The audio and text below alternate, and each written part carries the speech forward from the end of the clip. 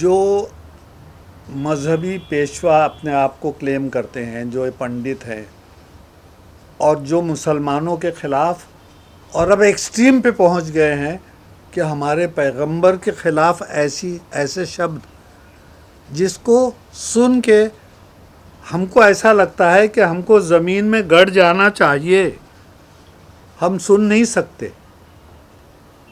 इनके ख़िलाफ़ ऐसे सख्त एक्शन होने चाहिए कि इनको जेलों में डाला जाए, इनके ख़िलाफ़ एक्शन हो और हमारे प्राइम मिनिस्टर, हमारे बीजेपी के लीडर्स इनको वार्निंग करें और इनकी ऐसी तंबीह करें ताकि दूसरों को ये हिम्मत न हो कि फिर वो ऐसी बातें करें। चूँकि एक्शन इनके ख़िलाफ़ नहीं होता, इनके ख़िलाफ़ सिर्फ FIR हो जाती है, जेल में इनको डाल दिया जाता है, लेकिन कभी इनको सज़ा नहीं मिलती। तो जब सज़ा नहीं मिलती तो उनकी हिम्मत बढ़ती है। तो हमारा ये डिमांड है कि इनको सबको सज़ा मिलनी चाहिए ताकि दूसरों को सबक हो कि ऐसी बातें करने से हमको सज़ा मिल सकती है और हम इसी तरह से उसको रोक सकते हैं। सर ये सब बीजेपी की या RSS के लोग हैं, जिनमें सब लोग नहीं हैं। मैं ये कहना चाहूँगा कि सारे बीजेपी के लीडर्स या सारे बीजेपी के लोग बुरे नहीं हैं या इस तरह की हरकतें नहीं करते। कुछ लोग ऐसे हैं, जैसे कहा जाता है कि कुछ मछलियाँ जो है पानी को गंदा करती हैं, वो मछलियाँ हैं जो पानी को गंदा करती हैं। इनको रोक नहीं है और इनको रोकेगा कौन? इनको इनके लीडर्स रोकेंगे, इनको कानून रोकेगा। लेकिन अफसोस की बात यह है कि कानून के हाथ भी बंधे हुए हैं। वो सिर्फ इनके अगेंस्ट जो है इनके अगेंस्ट कोर्ट के अंदर केसेस चला सकते हैं, लेकिन इनकी सज़ा नहीं होती और ये माफ़ कर दिए जाते हैं। ये बाहर आते हैं और फिर कहते हैं, जैसे कि मैं इसका नाम बताऊंगा जिसने अभी रिसेंटली ये हरकत की है गाज़ियाबाद में,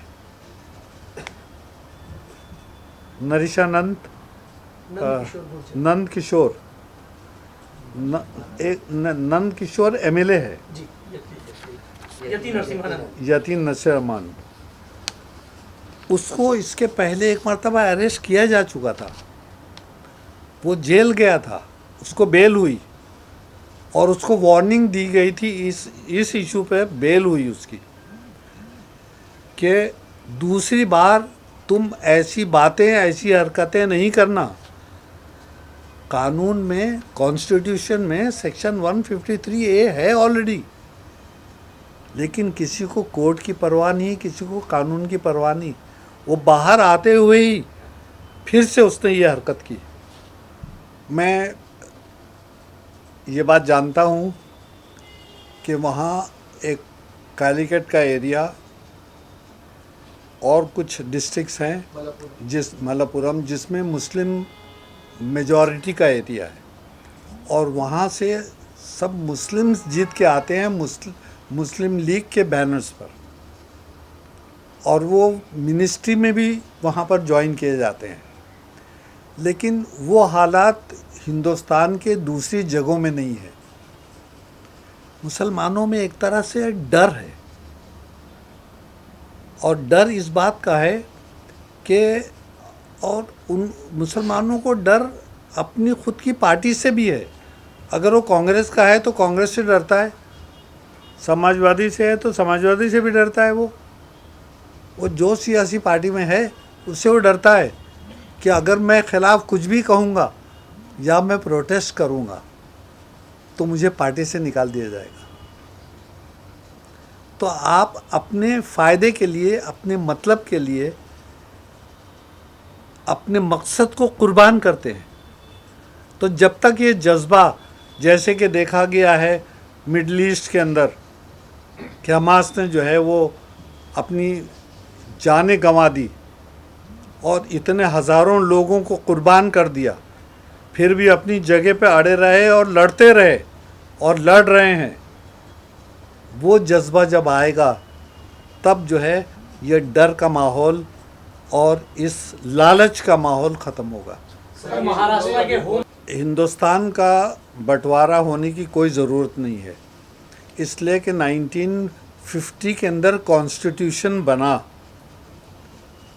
और 1950 के कॉन्स्टिट्यूशन के अंदर जो प्रोटेक्शन दिया गया है हर कम्युनिटी के लिए, या कॉन्स्टिट्यूशन हमारा ये कहता है कि आपको पूरी आज़ादी है कोई भी अक़ीदे की, कोई भी मज़हब की, कोई भी ज़बान की, उसके अंदर किसी की रोक नहीं है, किसी सरकार का उसमें इंटरफेरेंस नहीं है। लेकिन अफसोस की बात यह है कि इसी कॉन्स्टिट्यूशन को जो हमको प्रोटेक्शन दे रहा है बदलने की कोशिश की जा रही है। इस पर भी आवाज़ जो है उठाने की ज़रूरत है और एक बन के आवाज़ उठाने की ज़रूरत है। हाल ही में उसके इस स्टेटमेंट पर खुद हिंदुओं ने कंडेम किया। नीतीश राणे के स्टेटमेंट को किसी ने लाइक नहीं किया, लेकिन अफसोस की बात यह है कि ये लीडरान जो हमारे हैं मुल्क के और ये बीजेपी पार्टी और आरएसएस के, ये लोग जो है इन छोटे लोगों से बुलवाते हैं, इसलिए कि खुद नहीं बोलते। ये छोटे छोटे लीडर्स, ये छोटे छोटे लोग जो है ये बोलते हैं। इसमें एमपीज़ भी हैं, कैबिनेट मिनिस्टर्स भी हैं, जिनके ज़रिए बुलवाया जाता है।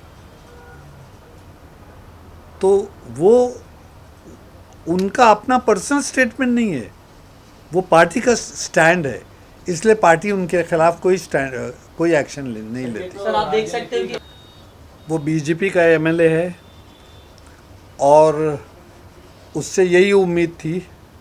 जो पथराव हुआ वो पथराव हुआ इसलिए कि पुलिस का लाठीचार्ज हुआ और पुलिस का लाठीचार्ज किस पे हुआ? मुसलमानों पर। तो मुसलमान जो है वहाँ के इकट्ठा हो गए और उन्होंने एजिटेट किया और उस पर पथराव किया, तो उसके सिवा दूसरा कोई चारा था नहीं, इसलिए जो है उसने ऐसा स्टेटमेंट दिया। लेकिन उसकी पोजीशन अब ऐसी हो गई है कि अब वो उस कॉन्स्टिट्यूंसी के अंदर जा नहीं सकता और न इलेक्शन लड़ सकता है। सर मेरी अपनी रीडिंग है और मेरा अपना तजुर्बा है।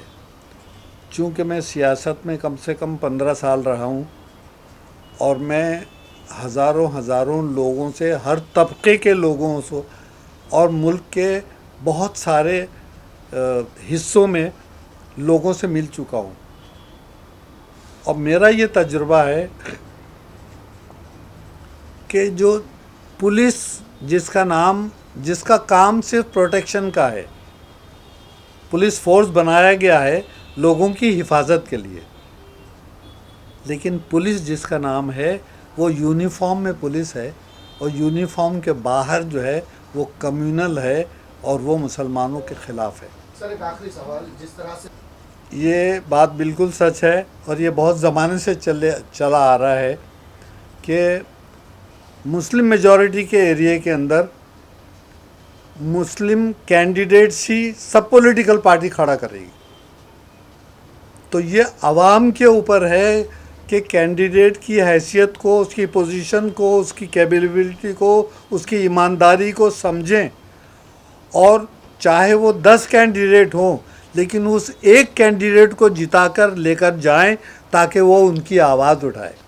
मैं हमारे मुसलमान भाइयों से ये अपील करूँगा कि अपनी ताकत को ख़ुद कमज़ोर न करें और सही कैंडिडेट को, मुसलमानों के अगर अपने एरिया के अंदर कई लोग खड़े हैं उसी कौम के, तो मकसद समझ लें कि वो वोट को डिवाइड करने के लिए हैं।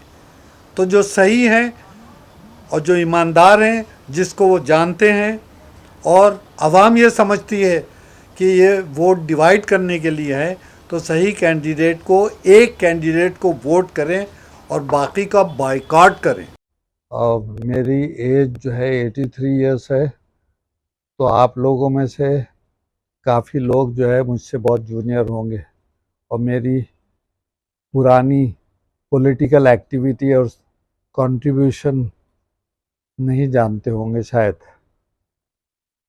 डॉक्टर अख्तर हसन रिजवी, मैंने 96 के अंदर लोकसभा इलेक्शन लड़ा था समाजवादी के पार्टी के बेस पे, इस कॉन्स्टिट्यूंसी के अंदर जो बांद्रा वेस्ट कहलाता है।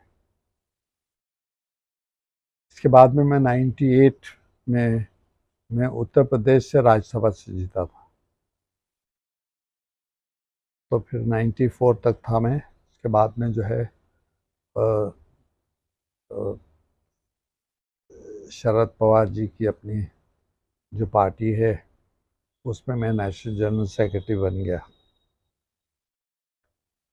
फिर कुछ वजूहात की बिना पर मैंने पॉलिटिकली अपने आप को ज़्यादा इन्वॉल्व नहीं किया। लेकिन अब इशू मुस्लिम कम्युनिटी का ख़ास तौर से इतने स्केल के ऊपर आगे बढ़ गया है कि इसकी आवाज़ पूरे हिंदुस्तान में मुसलमानों की गूंजनी चाहिए और मिल के एक साथ सबको यूनाइटेड जो है वो आवाज़ उठानी चाहिए।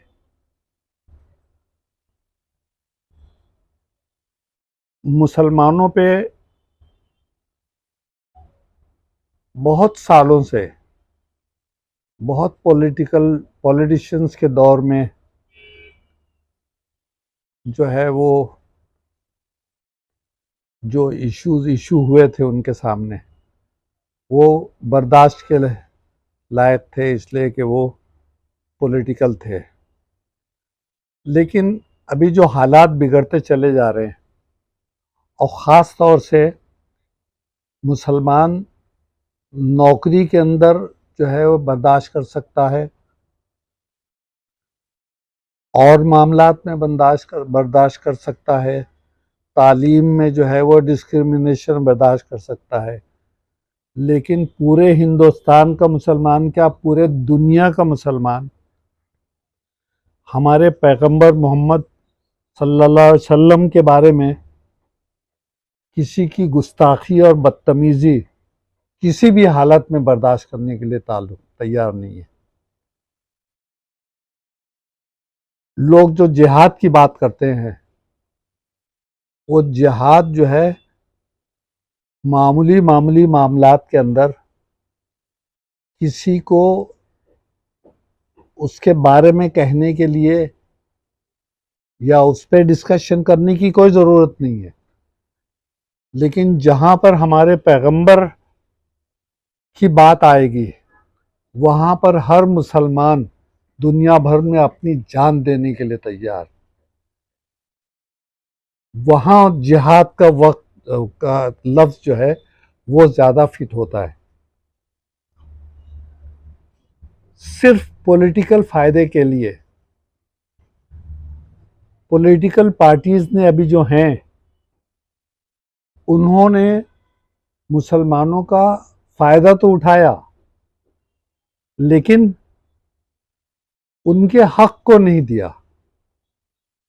हक नहीं दिया वो भी बर्दाश्त है, लेकिन ख़ास तौर से हमारे यहाँ जो ये कांग्रेस पार्टी है, जो मुसलमानों की अपना बड़ा सपोर्टर गिनती है, और हमारे राहुल जी काम बहुत अच्छा कर रहे हैं हिंदुस्तान भर में आम जनता के लिए, वो बात अलग है।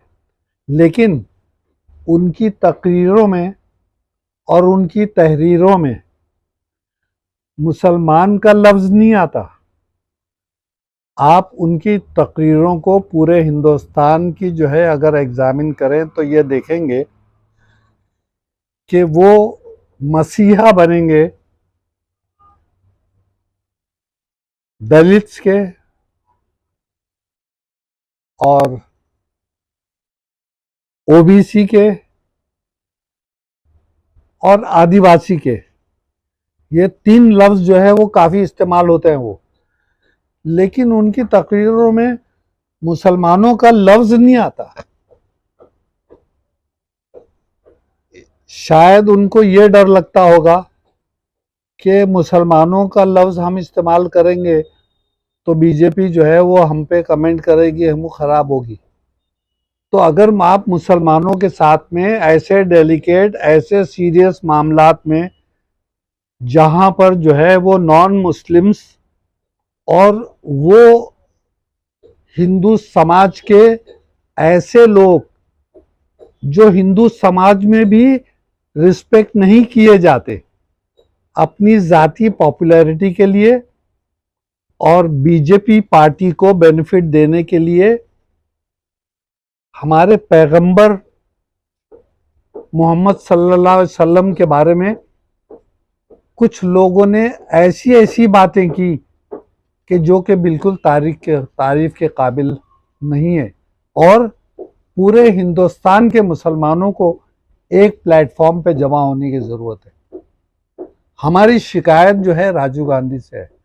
हम उनके जो इश्यूज उन्होंने और जो कांग्रेस के इश्यूज जो उन्होंने हिंदुस्तान भर में उठाए हैं दूसरे मामलात में, वो अपनी जगह पे सही हो सकते हैं, लेकिन उन्होंने महाराष्ट्र का भी इलेक्शन है, महाराष्ट्र के अंदर आके उन्होंने शिवाजी महाराज, हम सब लोग रिस्पेक्ट करते हैं, हम सब महाराष्ट्रियन हैं, हिंदुस्तान भर के लोग उनको रिस्पेक्ट करते हैं, और उनकी जो मूर्ति को जो गिर गई, किसी ने उसको खास गिराया नहीं, इसलिए कि कमज़ोर बनाई गई, रिश्वत लेके पैसे लेके तुम कमज़ोर बनाओगे तो वो गिरेगा। तो उनका नाम लेके उसका खास तौर से सिर्फ अभी महाराष्ट्र में इलेक्शन होने वाला है, इसलिए उस तस्वीर को लेके, उस मूर्त को लेके आप हमदर्दी जताने के लिए यहाँ पर आ गए, लेकिन आपका हमारे पैगंबर के बारे में कोई भी स्टेटमेंट नहीं आया, और न उनके इशू के ऊपर आप उस जगह पहुंचे जहां पर जो है इन बदमाश जो अपने आप को मजहबी लीडर कहते हैं, जो अपने मजहब के बारे में खुद नहीं जानते, जो अपने मजहब हिंदुइज्म के बारे में खुद नहीं जानते, लेकिन चूंकि वो पॉपुलैरिटी चाहते हैं अवाम के अंदर, इसलिए अवाम के अंदर आके वो खिलाफ ऐसी बात कर रहे हैं जो कभी बर्दाश्त नहीं है, और जिसके ऊपर एजिटेशन करना चाहिए, रैली करना चाहिए कांग्रेस पार्टी को, और उस जगह पहुंचना चाहिए जहां पर ये इंसिडेंट्स हुए हैं। सिर्फ जो है आप बयान देंगे, टीवी पे आ जाएगा, अखबार में आ जाएगा, चंद लम्हों के लिए, उतना काफी नहीं है। आपको तो ऐसा एजिटेशन पूरे हिंदुस्तान में मुसलमानों के सपोर्ट में करना चाहिए कि जिन लोगों ने ये बदतमीजी की है, ये बेहुरमती की है, उनको सिर्फ एफआईआर नहीं करना है, उनको सिर्फ अरेस्ट नहीं करना है, उनको सिर्फ जेल में नहीं डालना है, उनको बराबर उस जुर्म की सजा देने की जरूरत है। तो वो सजा दिलाना है, उस ग्रेड के ऊपर तुमको एजिटेशन करना है। नूपुर शर्मा ने बहुत पहले इसी तरह से हमारे पैगंबर के खिलाफ जो है बयान दिए, जो मुसलमानों को बर्दाश्त नहीं। पूरे हिंदुस्तान के अंदर मुसलमानों ने एजिटेशन किया, उसके बारे में क्या हुआ? एफआईआर हुआ, अरेस्ट नहीं हुआ, लेकिन जो हमारे प्राइम मिनिस्टर हैं, प्राइम मिनिस्टर कोई किसी पार्टी का नहीं होता, प्राइम मिनिस्टर पूरे हिंदुस्तान की जनता का होता है। और वो प्राइम मिनिस्टर जो अभी हमारे सामने सबका बराबर, सबका राइट, ऐसा स्लोगन जब देता है, सबकी बराबरी का देता है, और इस मामले के अंदर जो बहुत ज़्यादा डेलिकेट है, बिल्कुल खामोश है, कोई स्टेटमेंट नहीं देता। न इन पॉलिटिकल लीडरों से, इन बीजेपी के लीडरों से कोई ऐसा स्टेटमेंट आए या वो एक्शन ले उनको, जो बराबर जो है ये हरकतें करते रहते हैं और हमारे पैगंबर के खिलाफ जो है स्टेटमेंट करते रहते हैं। उनके खिलाफ कोई स्टेटमेंट नहीं।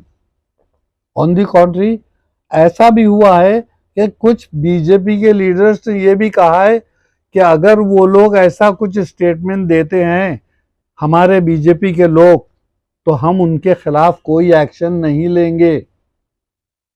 तो अगर जो हुकूमत इस वक्त है और हमारे प्राइम मिनिस्टर मोदी जी जो हैं, जो बहुत इंसाफ की बात करते हैं और दोगली बात करते हैं कि कहते कुछ और हैं और करते कुछ और हैं, उनकी जबान पे ताला लगा हुआ है, इसलिए कि वो एनकरेज करते हैं। खुद अपने मुंह से खिलाफ नहीं बोल सकते, लेकिन वो अपने दूसरे लीडरों से, दूसरे पंडितों से बुलवाते हैं। ये तो ये नाइंसाफी है, और इस नाइंसाफी को हम जिसको सपोर्ट करते हैं, यानी कांग्रेस को जो सपोर्ट किया है वो मुस्लिम्स ने सपोर्ट किया है। 20 to 25% मुस्लिम्स हैं हिंदुस्तान में, और आप लोग अच्छी तरह से जानते हैं कि अगर कांग्रेस ने 60-70 साल जो रूल किया है, सिर्फ मुसलमानों और दलित के वोटों से वो रूल किया है, हिंदुओं के अकेले वोट से नहीं किया है। अगर ये न होते तो वो तराजू इनके फेवर में न होता। दलित हमारे भाई हैं, लेकिन वो 15% है। हम उनके डिमांड्स को, उनकी पोजीशन को सपोर्ट करते हैं, लेकिन आप ये सोचिए कि 15% वो हैं और उनके नाम को यूटिलाइज करके तुम वोट जो है समेट रहे हो, और जो 20-25% हैं उनको तुम इग्नोर कर रहे हो। तो ये बहुत ज़्यादा पॉलिटिकली ऑल्सो नाइंसाफ़ी है। हम स्ट्रांगली प्रोटेस्ट करते हैं, और मैं ये सजेशन दूंगा कि पूरे हिंदुस्तान के मुसलमान, चाहे अलग अलग पार्टियों में हो, जो हैं, हम तादाद में थोड़े हैं टोटल पॉपुलेशन के हिसाब से, लेकिन ऐसे बटे हुए हैं कि सियासी तौर पे कोई हैसियत नहीं रखते। हम कोई सियासी पार्टी एक ऐसी बना नहीं सकते। कभी मुस्लिम लीग बनी थी, आज कोई हिम्मत नहीं कर सकता कि कोई एक पार्टी बनाए और उसका नाम मुस्लिम लीग रखे, इसलिए कि उसके ऊपर जो है वो पाकिस्तान का लेबल लग जाता है, तो वो भी हिम्मत वो नहीं कर सकते। तो अब कौन सा ऐसा फॉर्मूला होगा कि हिंदुस्तान के मुसलमान उस पॉलिटिकल पार्टी को सपोर्ट करें जो मुसलमानों के हित में काम करे, और काम के अलावा सबसे पहले जो ये बहुत ज़्यादा डेलिकेट इशू है, जिसके ऊपर हिंदुस्तान मुसलमान कभी भी जो है कॉम्प्रोमाइज करने के लिए तैयार नहीं है, उसके खिलाफ आप एक्शन लीजिए। कम से कम आप एक्शन तो लीजिए, आप रैली तो कीजिए।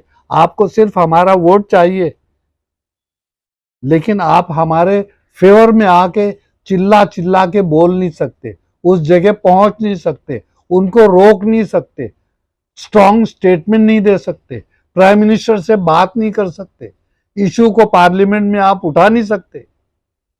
इसलिए कि आपको ये डर है कि हम लफ्ज़ मुसलमान इस्तेमाल करेंगे अगर अपनी तकरीर में, तो शायद हिंदू हमसे नाराज़ हो जाएंगे। मैं ये कहूँगा, हिंदुस्तान का हिंदू पूरे तौर पे मुसलमानों के साथ है। हिंदू और मुस्लिम डिवाइडेड नहीं हैं, और ये जो पंडित्स हैं, ये जो बीजेपी के लीडर्स हैं, जो मुसलमानों के खिलाफ कहते हैं, उसके खिलाफ हिंदू खड़े हो जाते हैं बोलने के लिए।